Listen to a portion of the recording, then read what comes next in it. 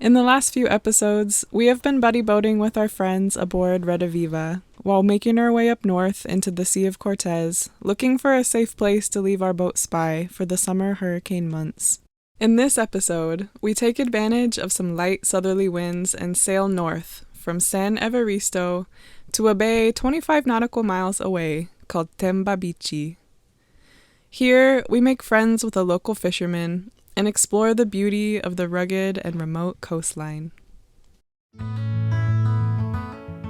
Leaving San Evaristo, Reda Viva were dirty cheaters and left the anchorage early. We made a quick escape.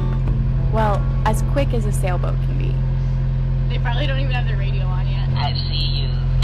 Hee hee hee hee hee. You sneaky little pirates. Tell Aaron to get up and get on that button. As soon as we made it around the point of San Evaristo, we hoisted our gennaker in the light breeze and did our best to catch up. Looking good. Yeah, I'd like everybody to notice Exhibit A, sailing vessel spy. And I would like everybody to note their position aft of Reda Viva.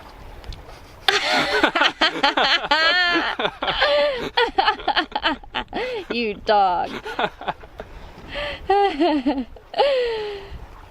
Reda Viva versus spy. Neck and neck. No, it's not neck and neck. There, it's neck to ass. Their neck, our ass. Yeah, we're doing a blistering 3.5 knots. Woo! I mean, that's scary speed.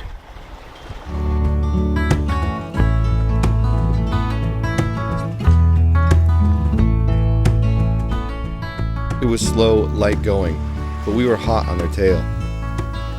With our light wind gennaker pulling us along, they didn't stand a chance with their heavy, traditional sails.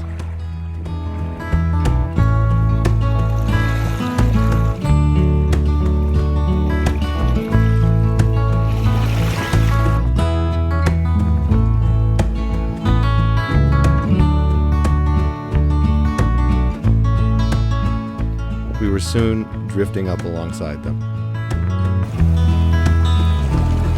So fun being so close. Neck and neck. Yeah. What a race. Damn it, you're even towing your dinghy. I know, and I just let out some head sail to slow us down. Whatever, they have a Just trying to dump some wind. They have a drifter. We're too fast.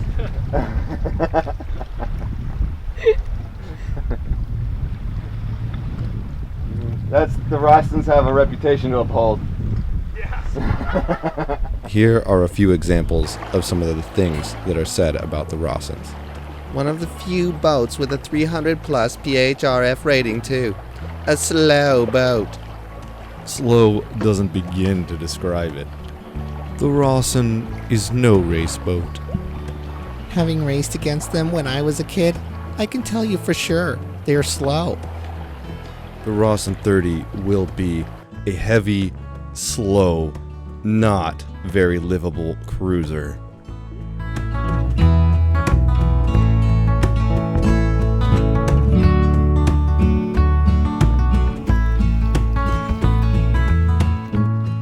After enjoying the moments drifting alongside Reda Viva, we unfurled our Genoa to gain some extra speed under double head sails on our downwind run.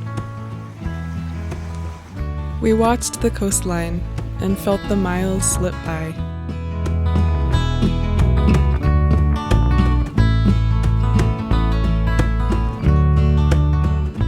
The wind died as we approached Tembabichi, and we were falling in love with the mountains throughout our sail. It felt like sailing through the Grand Canyon.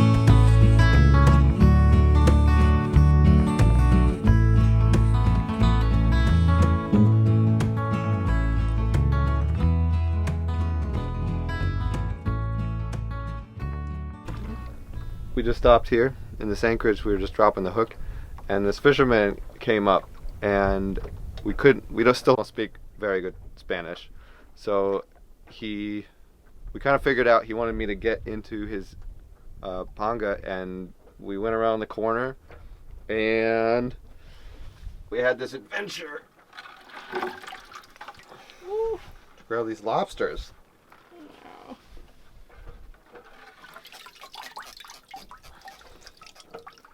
Oh, They're cute. they make such sad little noises. They're so cute. They're so beautiful, huh? Cool.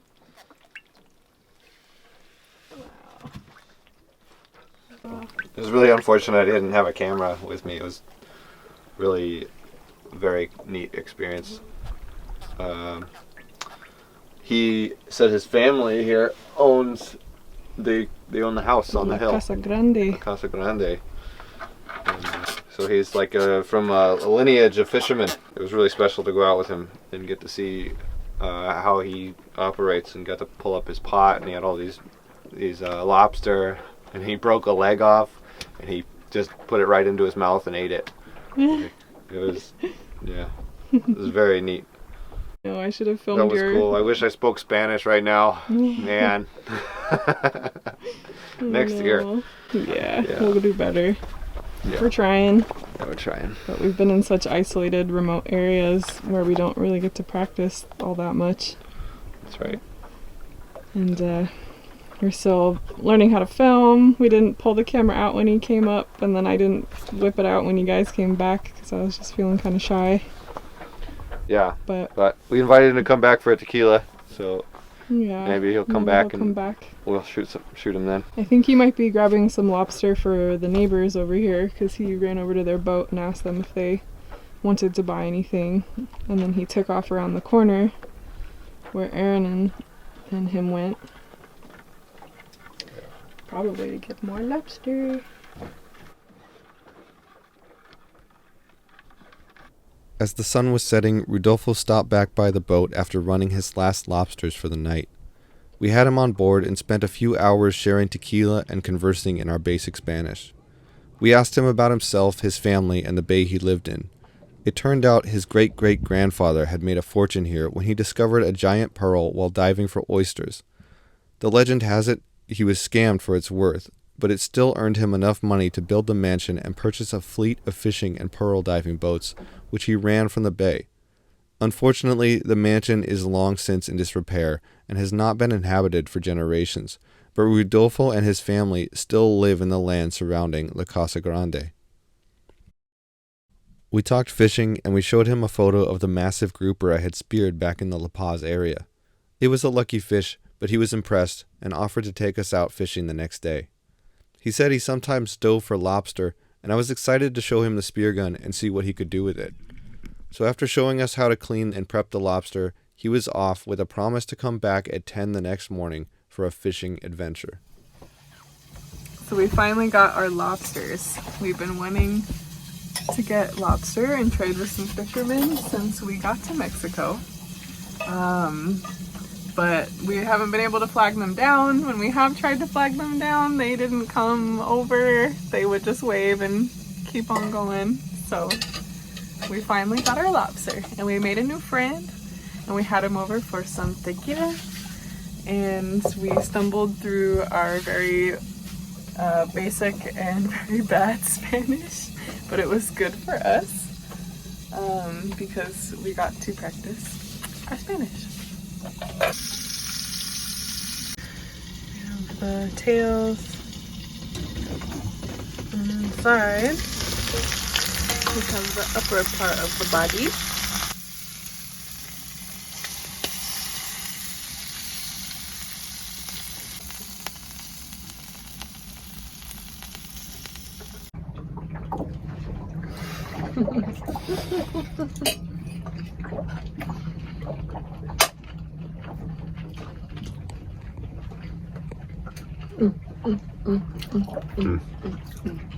It was good.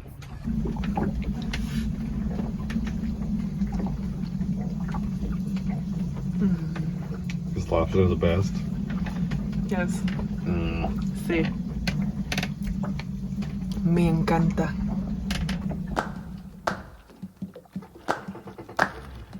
The next morning, as promised, Rodolfo was there to pick us up and take us to one of his nearby fishing hotspots.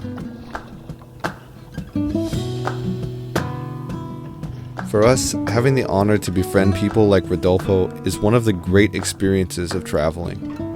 The reason we sail and journey over the horizon is to meet and experience the people and places different from our own, to strengthen and often challenge our beliefs in what we know about humanity and the world we live in. It's amazing what can happen over a bottle of tequila, some kind gestures, and a big fish story.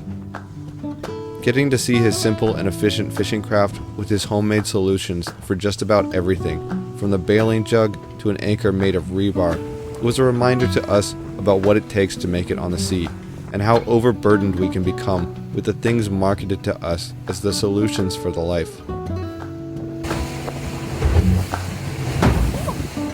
He took us to this beautiful rocky point just outside the anchorage, which he said had plenty of fish and opportunities.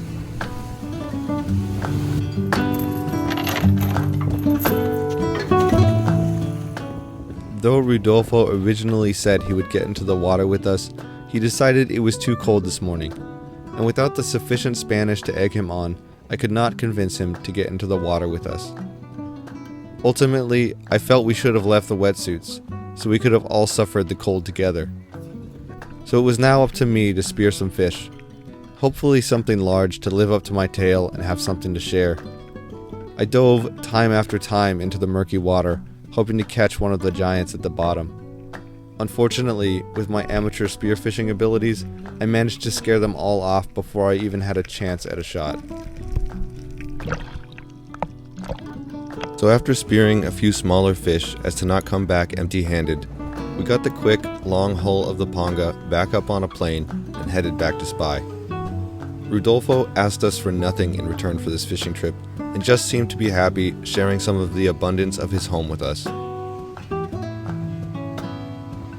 After dropping us off, Rodolfo, El Jefe, the boss and caretaker of Tembabichi, waved us goodbye and headed out to continue fishing the sea.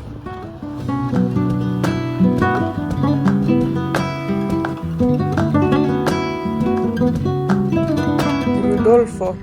He took us out spearfishing, which was so sweet of him. We got three nice fish. Unfortunately, I got shot at two of them.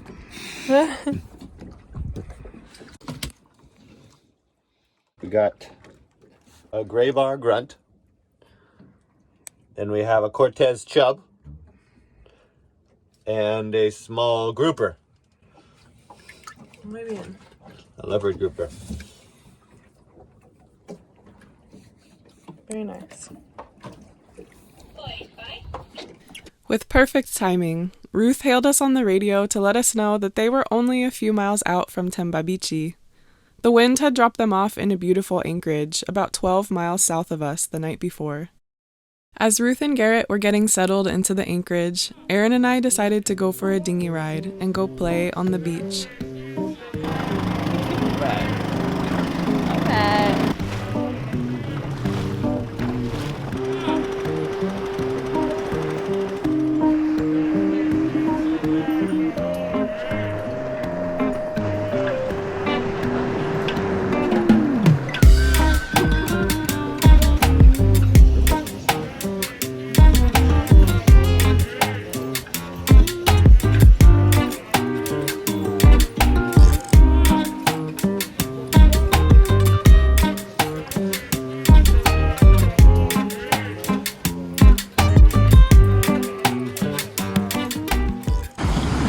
Big prints and some horseback.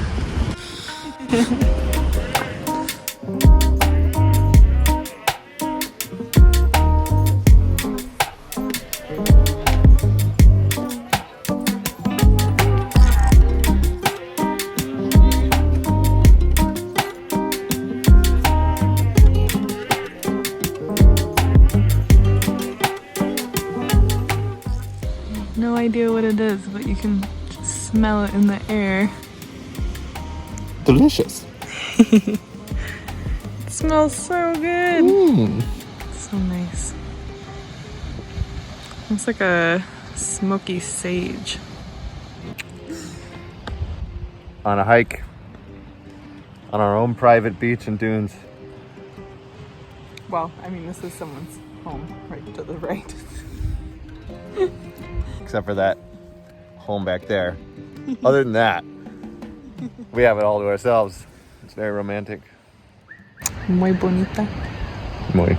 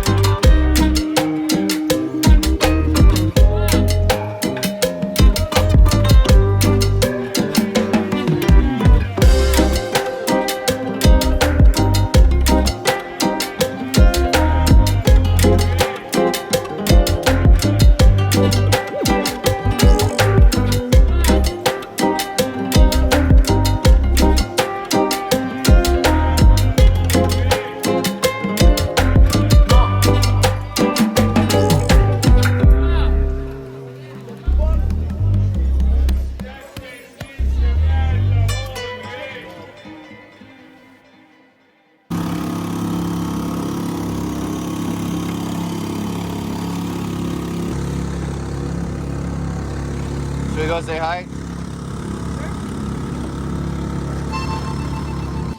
That night, we went over for dinner aboard Reda Viva, and together we made the most epic seafood feast.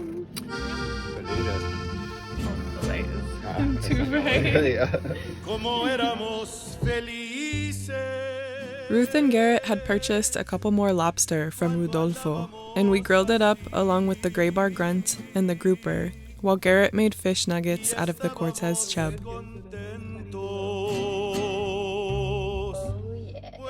Served with rice and the assortment of odd sauces we had on board, it felt like the most lavish meal of our lives as we ate from the fresh bounty of the sea.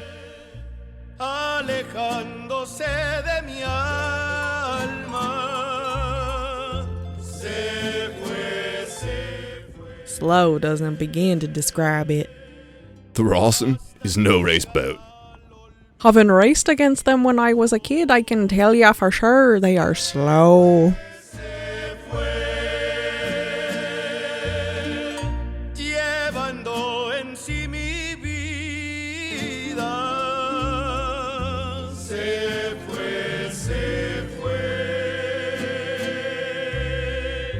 Dejando mi alma rota.